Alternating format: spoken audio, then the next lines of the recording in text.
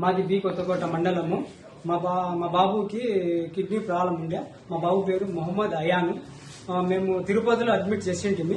అక్కడ తిరుపతిలో కాదని 2 హాస్పిటల్లో చూపించాము. 2 హాస్పిటల్లో కాదన్నారు. అక్కడి నుంచి మేము బెంగళూరు పిలుచుకొని పోయాము. బెంగళూరు రెయిన్బో హాస్పిటల్లో అడ్మిట్ చేశాము.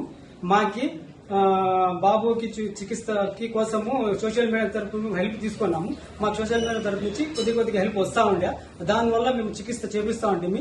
మాకు సారు లోకేష్ సార్ గారు ఇది ట్వీట్ చేశారు.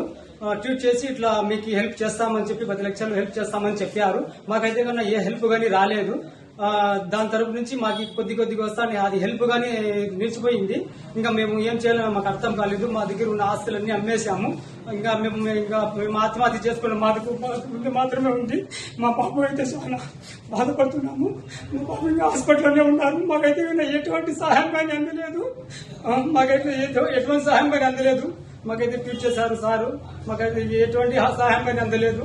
మేము చాలా బాధపడుతున్నాము. మాకు ఇంకా చేసే పని ఏం లేదు. మేము ఆత్మహత్య చేసుకోవాలంటే మా భార్య ఆత్మహత్య చేసుకోవాలంటే ఇంకా మా బాధ అయితే మేము ఎవరితో చెప్పుకోవాలి. మా బాధ చాలా బాధ ఉంది మాకు.